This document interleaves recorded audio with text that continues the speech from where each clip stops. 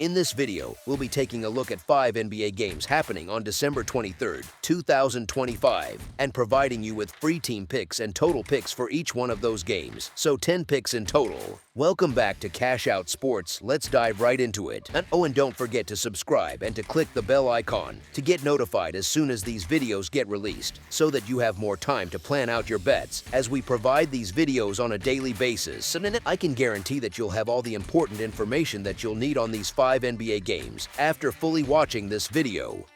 One more thing before we start: if you would like to gain access to our best exclusive sports picks to take your journey to the next level, then check out our Patreon in the link down below, where we offer our best single picks, parlay picks, and much more. Now let's get started.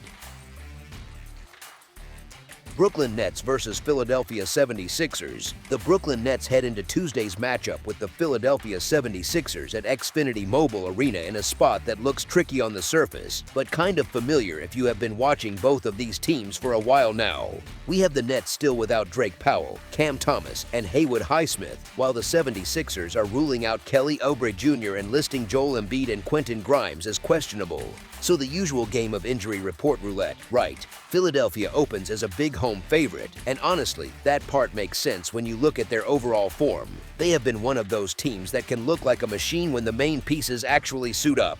Brooklyn, on the other hand, does bring a little bit of momentum after knocking off the Raptors on Sunday, which gives this spot at least a small wrinkle instead of feeling like a dead-on scheduling loss. Here is the thing, though: laying a large number with a team that you are constantly checking on social media an hour before tip to see who is actually playing can be nerve-wracking. The 76ers fall into that category right now, and it makes anyone a little hesitant to back them in a blowout scenario, especially if you have been burned by late scratches in the past.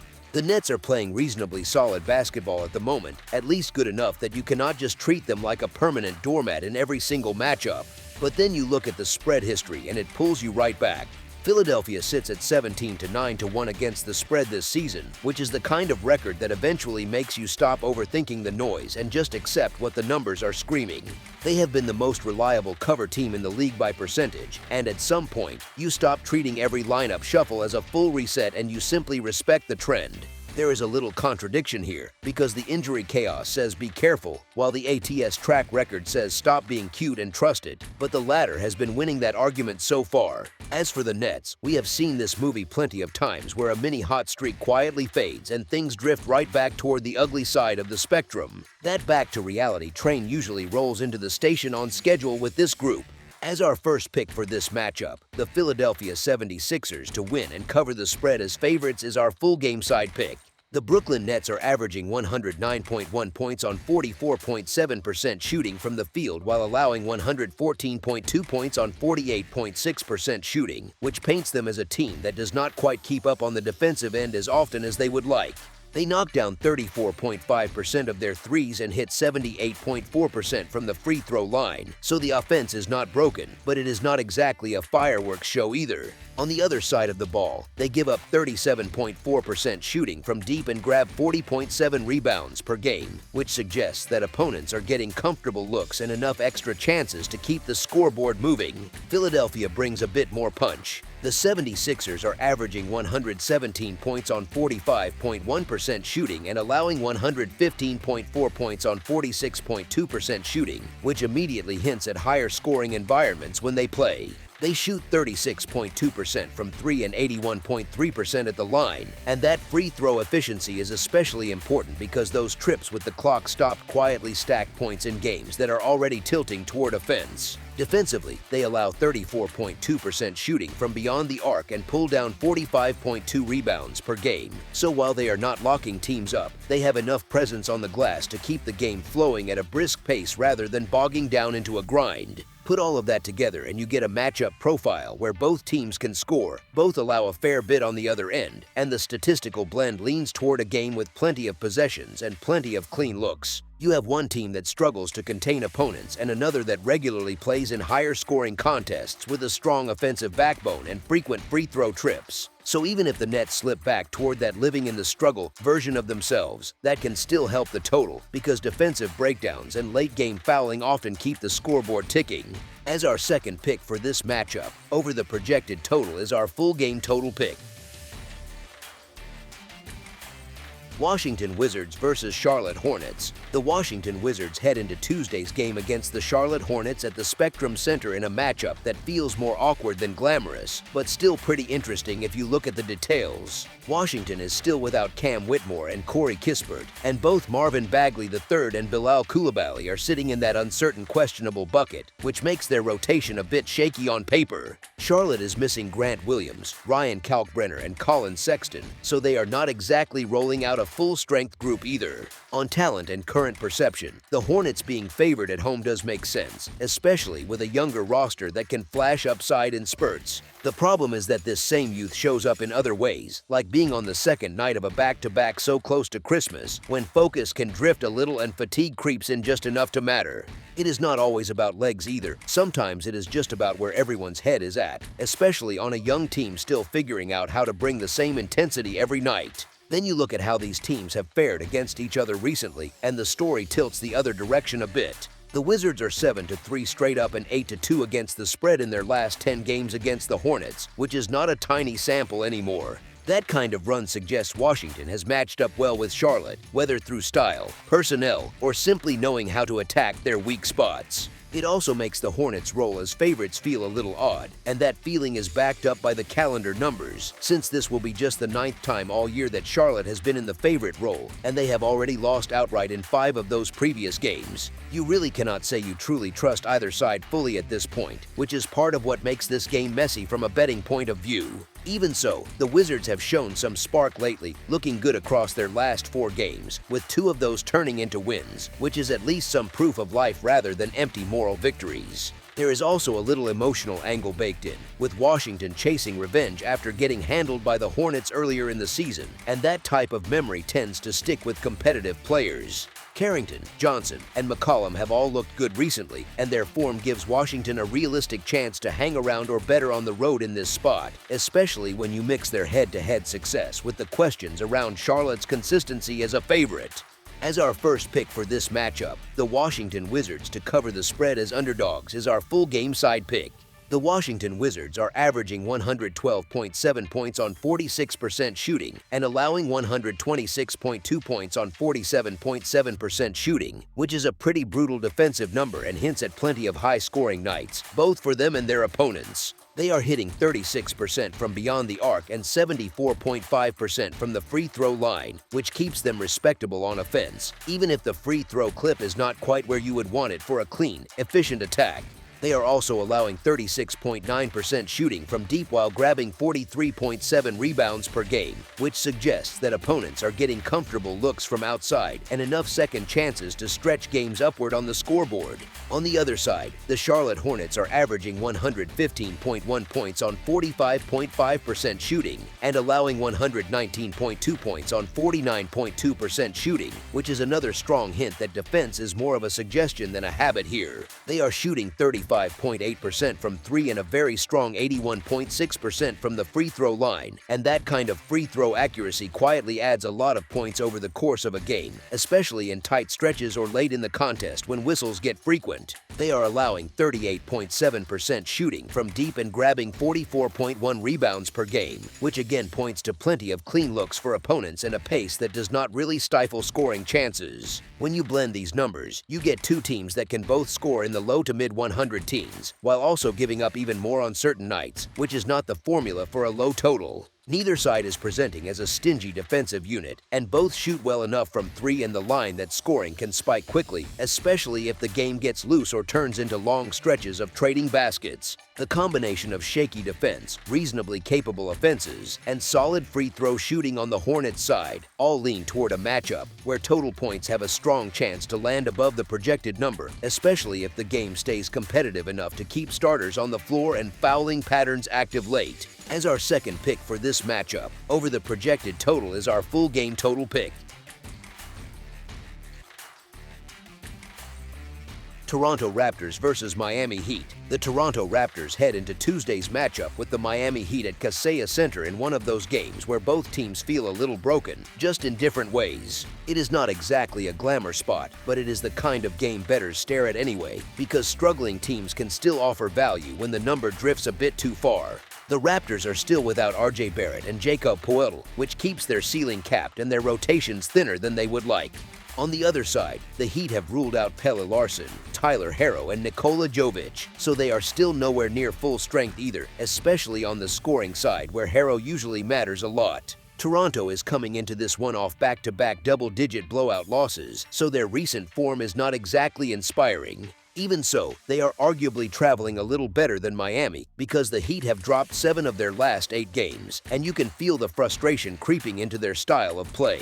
It is that weird stretch where both teams are wobbling, but one of them looks just a bit more stuck in the mud. These teams just saw each other last week, and that game finished with the Raptors winning 106-96, helped by 28 points from Brandon Ingram.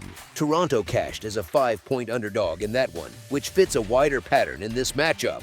The underdog has covered in 6 of the last 9 meetings between these teams overall, so grabbing the points has been the more profitable approach for a while now. Miami might still be priced a little on reputation. The Heat are sitting at 2-8 straight up and against the spread over their last 10 games, which is exactly the kind of run that makes you think twice before laying points, even at home. That fast-paced, high-scoring version of the Heat that was hanging big numbers earlier in the season has faded badly, and without Herro and Jovic, they are starting to look more like last year's slogging offense that sometimes struggled to even crack triple digits, certainly not the one that was landing in the 100s 40s. Honestly, it is tricky to put real faith in either side right now, and it feels like the line should be shorter in a matchup of 2 teams trying to remember what good basketball looks like. But when a game is hard to split and the favorite is in a serious funk, the natural pull shifts toward the underdog that has already gone on the road and beaten this same opponent recently. So in a spot like this, getting points with Toronto in a game they can realistically win outright becomes the more attractive side, especially given how often the underdog has rewarded backers in this series. As our first pick for this matchup, the Toronto Raptors to cover the spread as underdogs is our full game side pick. The Toronto Raptors are averaging 113.5 points on 47.9% shooting and allowing 112.3 points on 46.4% shooting, so on paper their offensive efficiency is solid enough while their defense keeps games competitive without turning them into pure track meets. They are shooting 35.9% from three-point range and 76.3% at the free throw line, which is respectable but not explosive. And they are allowing opponents to shoot 33.9% from deep while grabbing 42.2 rebounds per game. That mix leans more toward balance than wild, especially if the offense dips a little from those averages when key players are out. Miami's season numbers look more inflated, but they sit in an odd place conceptually.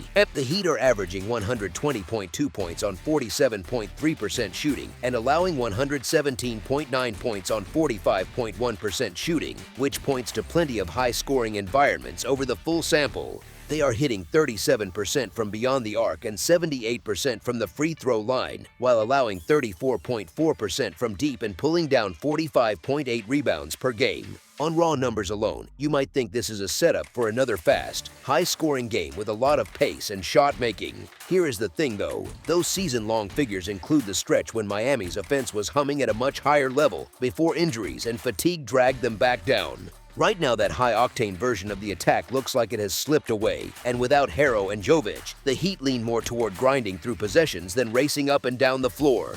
If they resemble the version that struggles to even push past the low hundreds, that naturally drags the total tone of the game down, especially against a Raptors team that is not exactly flying offensively at the moment either. So while both teams have numbers that suggest they can score, their current form, the missing offensive pieces, and the way Miami's style has shifted back toward slower, more labored basketball all lean toward a matchup where points do not come quite as freely as those big season averages might suggest at first glance. With Toronto missing important scoring and interior pieces and Miami rediscovering its lower scoring identity from last year, this shapes up more like a game where defenses, missed shots, and occasional half-court stagnation nudge things toward a tighter, lower scoring outcome rather than a shootout. As our second pick for this matchup, under the projected total is our full game total pick. Milwaukee Bucks versus Indiana Pacers. The Milwaukee Bucks head into Tuesday's matchup with the Indiana Pacers at Gainbridge Fieldhouse trying to steady themselves during their worst slump of the season. It is not full panic mode, but it is definitely in that territory where everyone feels a little tense about every possession. They are still missing Giannis Antetokounmpo and Taurean Prince, which obviously lowers their ceiling and forces different guys into larger roles than usual. The Pacers are not exactly healthy either, with Tyrese Halliburton, Aaron Nesmith, Ben Shepherd, and TJ McConnell all ruled out, so both teams come in short-handed and a bit patched together. The Bucks did at least grab a bit of confidence from that narrow loss to the red-hot Timberwolves on Sunday. Sometimes a close defeat against a rolling opponent actually helps more than an ugly win against a bad team, because you are reminded that the structure still works if the shots fall and the focus holds for 4 quarters. They are still in a funk, but that kind of game can calm the noise just a touch. On the flip side, the Pacers have not exactly been setting the world on fire lately either. They are still missing a bunch of quality players, and you could feel the disappointment after they let a 20-point lead slip against the Celtics last night. Blowing that kind of cushion is the sort of thing that sticks with a team on the next night, especially when depth is already an issue. Honestly, you would not feel great staking your life savings on either side in this spot. Both teams are flawed right now, both have injuries, and both are coming off games that highlight their issues as much as their strengths. The key detail, though, is that Indiana is playing the second game of a back-to-back. Tired legs and a slightly dulled shooting touch are very real things in that situation, especially for a team that leans heavily on pace and shot volume when healthy. So even if it feels uncomfortable, the lean goes toward Milwaukee here, with the idea that the Bucks can catch the Pacers on an off-shooting night while taking advantage of the rest edge and a bit of renewed confidence from that battle with Minnesota. It is not about loving the Bucks in their current form. It is more about thinking they are just slightly better positioned than a worn-down and depleted Indiana group. As our first pick for this matchup, the Milwaukee Bucks to win and cover the spread as favorites is our full game side pick. The Milwaukee Bucks are averaging 113.1 points on 48.6% shooting and allowing 116.9 points on 47.2% shooting, which tells you they usually score efficiently but also give plenty back on the other end. They are shooting 39.9% from beyond the arc and 72.5% from the free throw line, with opponents hitting 35.9% from deep while they pull in 39.7 rebounds per game. That three-point accuracy is excellent, but the free throw percentage and rebounding numbers are a bit more ordinary. On the Indiana side, the Pacers are averaging 110.2 points on 43% shooting and allowing 118.5 points on 47.5% shooting. They are connecting on 32.3% from 3 and 78% from the free throw line, while allowing 33.5% shooting from deep and grabbing 45.4 rebounds per game. So you have a team that does not shoot especially well from the field overall, but can still pile up points partly because of pace and volume, while also giving up a ton on defense. On raw stats alone, you might expect a higher scoring game, since both teams allow well over 100 points per night and have respectable outside shooting or free throw numbers. Here is where the context kicks in, though. Indiana is on the second night of a back-to-back, still missing several key players, and that combination often tones down efficiency even if the pace stays decent. Jump shots come up short a little more, decision-making slows half a beat, and rotations get a bit sloppier, which can oddly compress the scoring if both teams fall into stretches of clunky offense. Milwaukee also has a profile where the defense can look better for stretches than the season averages suggest, especially when the opponent is tired and missing primary creators like Halliburton. If the Bucks can force the Pacers into tougher looks and limit easy catch and shoot chances, that pushes the game more toward grindy possessions than one long scoring race. So while the season-long averages for both sides scream high numbers, the combination of injuries, scheduling spot, and current form quietly leans toward this particular matchup, playing a bit tighter and lower scoring than the spreadsheet might hint at first glance. You end up with a scenario where missed shots, tired legs, and slightly slower execution nudge things toward the under rather than a free-flowing shootout. As our second pick for this matchup, under the projected total is our full game total pick. Chicago Bulls versus Atlanta Hawks. The Chicago Bulls and Atlanta Hawks run it back at State Farm Arena on Tuesday night, and it has that familiar, slightly chaotic feel you get with quick rematches. The Bulls are coming in with a full squad, which is a rare and welcome sentence for them this season, while the Hawks have Kristaps Porzingis and Dyson Daniels ruled out, with Muhammad Guy sitting in that questionable bucket. That alone tilts the health narrative toward Chicago, but the Bulls are about as healthy as they have been all year, and they already proved they can walk into this building and get a result after beating the Hawks on Sunday. Sunday. Sure, it is always tricky to beat the same team twice in a row on their home floor. There is pride, adjustments, and a bit of human nature baked into that spot. But when one side is stuck in a rut, the usual edge of the home favorite starts to feel softer. Right now, you look at Atlanta and you just keep coming back to the same question in your head. What exactly have they done lately to justify being favored by this many points? They have dropped 7 of their last 9 games overall, and 8 losses at home is not exactly the sign of a fortress. That is the kind of pattern that makes any big favorite tag feel more like reputation than reality. On the flip side, the Bulls have already taken care of business against this opponent. They just beat the Hawks on Sunday and have now won 7 of the last 10 meetings between these teams overall, which is not some tiny fluke sample. You add in that Chicago is enjoying a strong week, playing cleaner and more confident basketball, and carrying the healthier roster, and the contrast gets sharper. The Hawks, by comparison, are missing Porzingis and Daniels according to this setup, which only widens the perceived gap in stability. So when you combine recent head-to-head success, current form, and the injury situation, it is hard not to look at this spread and quietly think that the number just does not add up. With that context, another close one feels more likely than a runaway. If this turns into a nail-biter again, grabbing any points you can with the Bulls becomes the natural lean, even if you expect some pushback from Atlanta after the last loss. As our first pick for this matchup, the Chicago Bulls to cover the spread as underdogs is our full game side pick. The Chicago Bulls are averaging 119.5 points on 47.7% shooting while allowing 123.1 points on 47.9% shooting, which is a pretty loud hint that their games tend to stretch out. They shoot 36.7% from beyond the arc and 78.4% from the free throw line, and they allow opponents to hit 36.9% from deep while grabbing 45.1 rebounds per game. That makes a strong enough offense paired with a defense that leaks points and yields solid three-point looks, usually creates an environment where runs pile up and totals climb. Atlanta is not sitting in some defensive comfort zone either. The Hawks are averaging 118.7 points on 48.2% shooting and allowing 119.4 points on 47.8% shooting.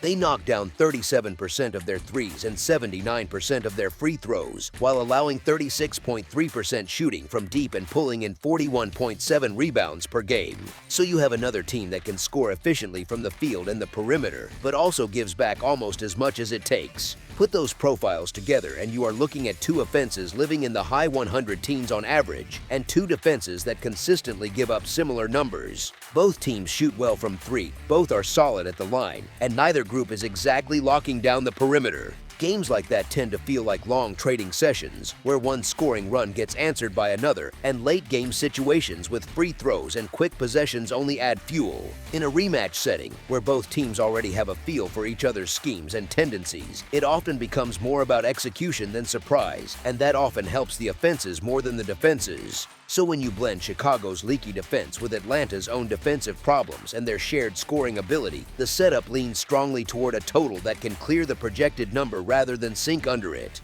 As our second pick for this matchup, over the projected total is our full game total pick. That's all for now, so if you have any other games you would like reviewed, then leave a comment down below with the game you would like analyzed, subscribe to our channel, leave a like on this video, and we'll get to it as soon as we possibly can. We would also love to hear your opinion on the picks presented to you in this video, whether you agree or disagree with them, so leave a comment down below and do let us know.